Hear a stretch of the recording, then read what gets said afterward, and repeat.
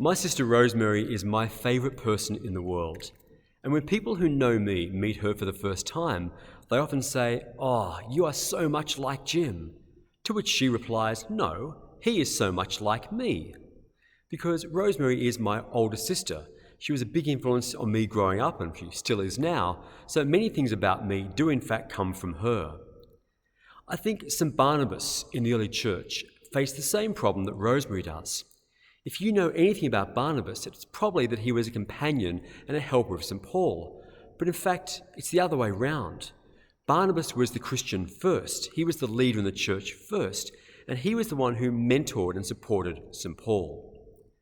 I want us to look at St Paul and Barnabas today because, in fact, during the Easter season, we are reading every week from the Acts of the Apostles. And the Acts of the Apostles tell us about the experience of the early church, St Peter, St Paul, Barnabas, Lydia, Stephen, and the rest. And while we might think, oh, that's so long ago, it's a different time, different culture, the other side of the world, what can we learn from them other than a bit of history? In fact, in our time, we are preaching the gospel almost in a foreign land ourselves. And we are facing such a secular culture, such an extraordinary multicultural society.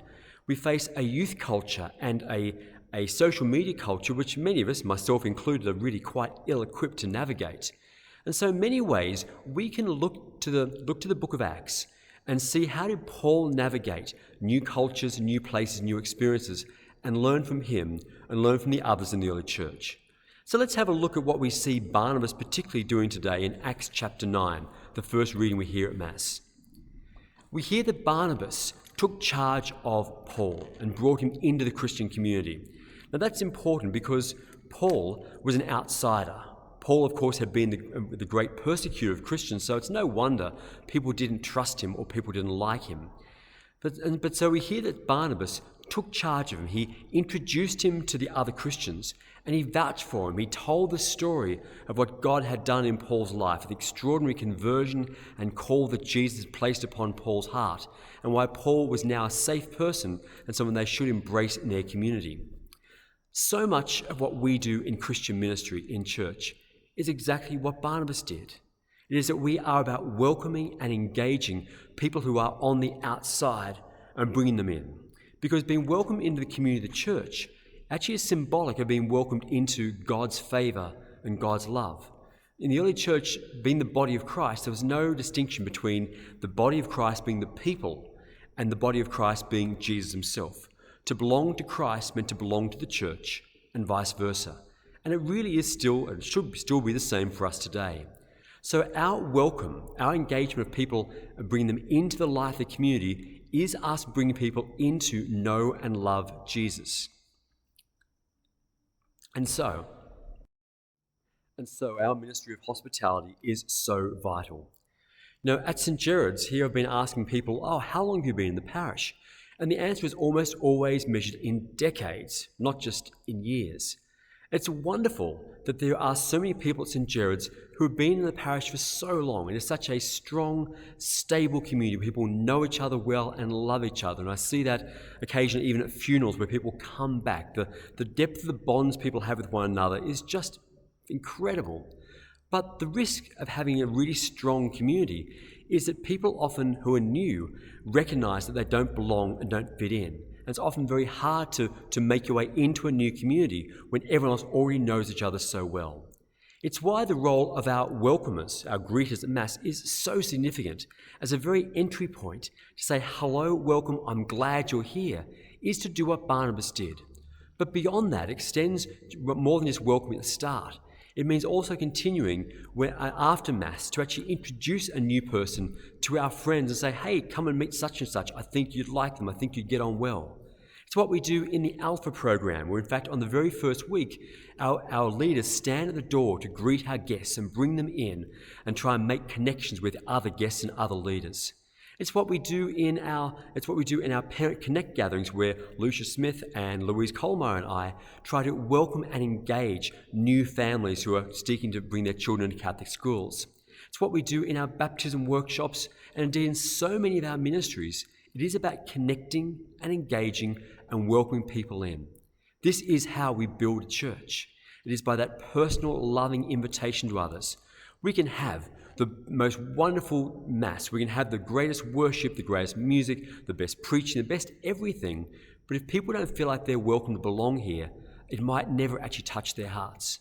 But it's amazing how much even a less sophisticated worship can touch people's hearts when people are invited to come and belong. So that's the gift of Barnabas that I think we can learn from. But there's actually a little bit more. If we read on in chapter 9 today, we hear that Paul then becomes part of the community and begins preaching about Jesus. Now we know Paul's pretty hot-headed, he's pretty full-on, and he very quickly upsets people. People get the Hellenists, he upsets them, and the Christians actually have to kind of smuggle Paul out of there and send him back to Tarsus, his hometown. It sounds like that's going to be the last we hear of him. That's the end of Paul's story. But a couple of chapters later, something extraordinary happens in Antioch, and Barnabas is sent to go up there and investigate why all these new people have come into the church so suddenly who are not already Jewish. And Barnabas then thinks, I know a guy who might be able to help me here. He goes off to find Paul in Tarsus, which is not a very far distance away, and brings him back to Antioch.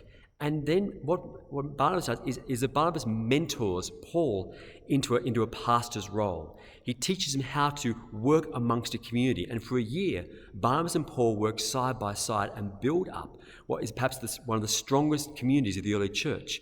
Antioch is the place where the people were first called Christians.